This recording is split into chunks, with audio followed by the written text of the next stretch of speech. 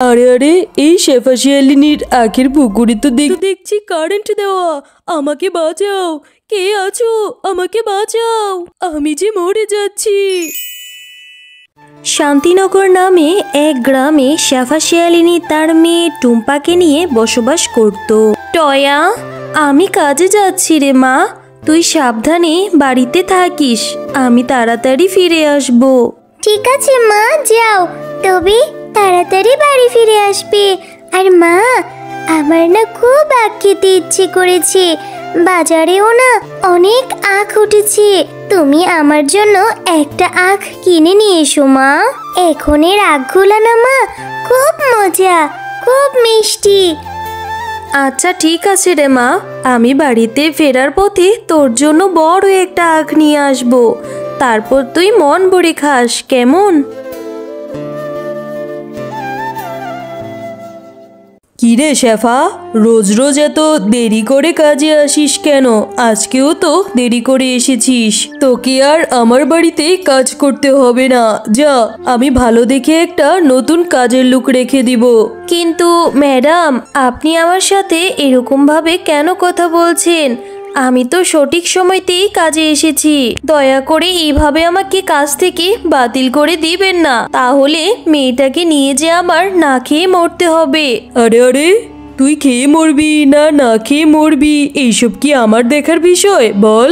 আমি সস্তায় একটা ভালো মানের কাজের লোক পেয়েছি, তাকে কম টাকা দিলেও চলবো। তুই এখন এখান থেকে যা তো। বাঘিনী মামি যে কাজ থেকে তাড়িয়ে দিল, এখন যে আমি কোথায় যাব? যাই, মেয়েটা একটা আখ খেতে চেয়েছে, বাজার থেকে ওর জন্য একটা আখ কিনে নিয়ে যাই। এরপর শেফা বাজার থেকে একটি আখ কিনে বাড়িতে চলে যায়।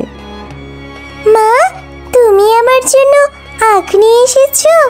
আমি তো একটা আখের কথা বলেছিলাম, তুমি আমার জন্য দুইটা আখ নিয়ে এসেছো। দাও তো মা, তাড়াতাড়ি দাও, আমি মন ভরে আখ খাবো। মা, ও মা, তোমার এত মন খারাপ কেন? তুমি চুপচাপ হয়ে আছো, কি হয়েছে তোমার, বলো তো? না রে মা, কোথায় মন খারাপ, আমি ঠিক আছি। বাঘিনী ম্যাডাম যে আমাকে কাজ থেকে তাড়িয়ে দিয়েছে রে মা, সে নাকি আমার থেকেও ভালো মানের কাজের লোক পেয়েছে, তাও আবার অনেক সস্তায়। এখন আমি কোথা থেকে কাজ খুঁজবো রে মা? এখন যে আমাদের না খেয়ে মরতে হবে। মা, তুমি কোনো চিন্তা করো না, আমার মাথায় একটা বুদ্ধি আছে।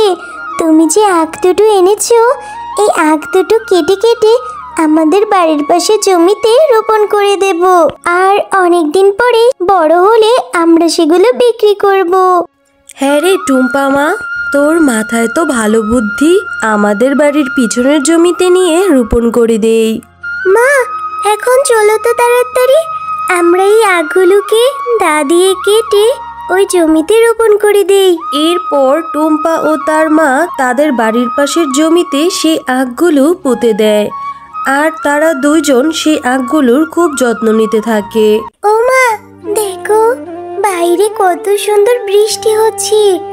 আমাকে আর কাল থেকে এত কষ্ট করে আখের জমিতে পানি দিতে হবে না, তাই না মা, বলো?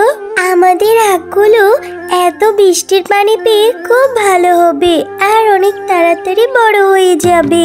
হ্যাঁ রে মা, এইভাবে বৃষ্টি পড়লে আমাদের আখগুলো খুব তাড়াতাড়ি বড় হয়ে যাবে, আর অনেক মিষ্টিও হবে, বাজারে ভালো দামে বিক্রি করতে পারবো।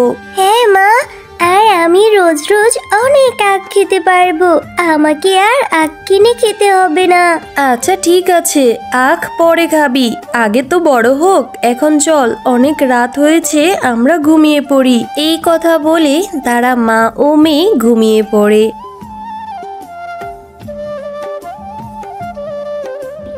মা, দেখেছো আমাদের আখগুলো কত বড় হয়েছে?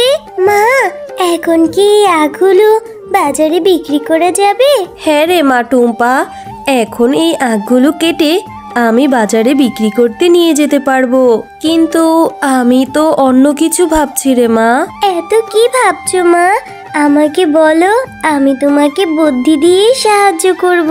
আরে মা, আমি ভাবছি যে বাজারে তো বাঘ মামা খুব ভালো ভালো আখ বিক্রি করে, সবাই তো তার কাছ থেকে আখ কিনে নেয়। তাহলে আমার কাছ থেকে কে আখ কিনে নিবে রে মা? হ্যাঁ মা, কিন্তু বাঘ মামা তো আখ বিক্রি করে, মানে আস্ত আখ। আর তুমি তাহলে আখের রস করে বিক্রি করো। এই গরমে বাজারের সবাই তোমার কাছ থেকে আখের রস কিনে খাবে। হ্যাঁ রে টুম্পা মা, তোর বুদ্ধির তো জবাব নেই। আচ্ছা ঠিক আছে, চল এই আখগুলো নিয়ে আমরা বাজারে নিয়ে রস করে বিক্রি করে আসি। আচ্ছা ঠিক আছে চল, এই আখগুলো নিয়ে তো আবার রস করতে হবে, দেরি হয়ে যাবে, তাড়াতাড়ি চল। এরপর শেফা শিয়ালিনী সেই আখগুলো কেটে বাজারে বিক্রি করতে নিয়ে যায়।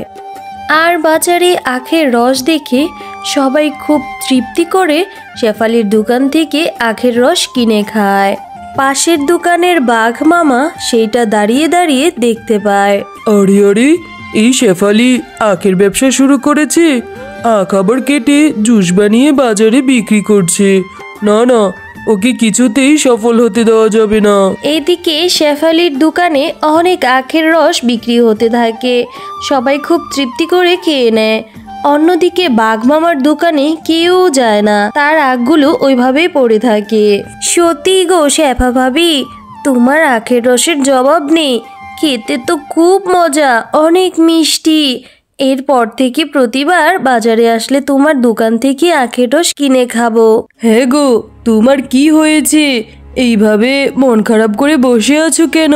আজকে কি তোমার বেচা কেনা ভালো হয় নাই নাকি? বাজার আনতে বলেছিলাম, সেটাও তো আনলে না। না গো গিন্নি, কি আর বলবো তোমাকে, আমার তো কোনো বেচা কেনাই হচ্ছে না। ওই শেফা শিয়ালিনী, ওই ছোট লোক তোমার বাড়িতে যে কাজ করতো শেফা শিয়ালিনী, ও বাজারে একটা আখের রসের দোকান দিয়েছে। সবাই তার দোকান থেকে আখের রস কিনতে হুড়মুড়ি খেয়ে যায়। আর এইদিকে আমার আখগুলো আমি বিক্রি করতে পারিনি, তাই মন মেজাজ ভালো না, বাজার সদাই আনতে পারিনি। ও এই ব্যাপার। স্বামী, তুমি মন খারাপ করো না, আজকে রাত হতেই ওই শেফার আখের জমিতে যাব, আর সব আখগুলো কেটে বাড়িতে নিয়ে আসবো চুরি করে। তারপর দেখবো বাজারে কোথা থেকে আখের রস বিক্রি করে। হ্যাঁ গো গিন্নি, তুমি ঠিকই বলেছো, আজকে রাতেই যাব। এরপর রাতের বেলা শেফা শিয়ালিনীর আখের জমি থেকে বাঘ ও বাঘিনী দুজনই আখ চুরি করতে থাকে।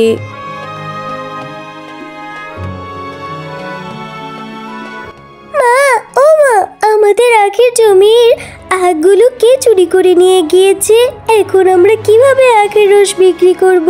হ্যাঁ রে টুম্পা মা, তাই তো দেখছি, কে আমার এই সর্বনাশটা করলো? আখের জমি থেকে আখগুলো চুরি করে কে নিয়ে গেল? এখন আমাদের কি হবে? আচ্ছা মা, কষ্ট পেও না, যারা আমাদের আখগুলো চুরি করেছে তারা আবার আসবে এই বাকি রয়ে যাওয়া আখগুলো নিতে। চলো এই আখগুলো নিয়ে আমরা বাজারে বিক্রি করে আসি। হ্যাঁ রে টুম্পা মা, তুই ঠিকই বলেছিস, বাকি যে আখগুলো আছে ওইগুলো কেটে বাজারে বিক্রি করতে নিয়ে যাই। আর এই আখের আগাছাটাগুলো চল আমাদের বাড়ির সামনের পুকুরে ফেলে দেই। এরপর টুম্পা ও তার মা আখগুলো কেটে বাড়িতে নিয়ে যায় আর গাছের আগাছাটাগুলো পানিতে ফেলে দেয়।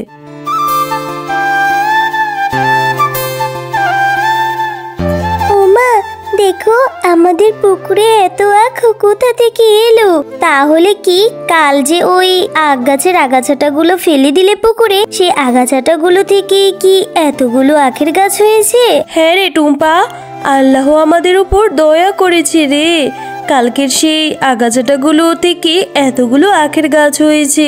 যারা ওই দিন আমাদের জমি থেকে আখগুলো চুরি করেছে তারা তো আবার আসবে, এই পুকুরের আখগুলো চুরি করে নিয়ে যাবে। না মা, সেটা আর করতে পারবে না, আমার মাথায় একটা বুদ্ধি আছে। আমরা এই আখের পুকুরে কারেন্ট দিয়ে দেব, আর যখন আমরা আখগুলো কাটবো তখন কারেন্ট সরিয়ে নেব। ভুলবশত কেউ যদি চুরি করতে আসে তাহলে তারা এই কারেন্টে শিক্ষা পাবে।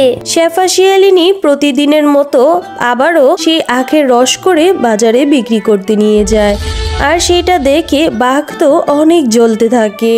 আরে গিন্নি, ওই শেফা শিয়ালিনী তো দেখছি বাজারে আবারও আখের রস বিক্রি করছে। বুঝেছি, তোমাকে দিয়ে কিচ্ছু হবে না, আজকে আমি নিজেই যাব, নিজে গিয়ে ওই শেফা শিয়ালিনীর পুকুর থেকে সব আখ কেটে বাড়িতে নিয়ে আসবো, একটা গুঁড়াও রেখে আসবো না। আরে আরে, এই শেফা শিয়ালিনীর আখের পুকুরে তো দেখ।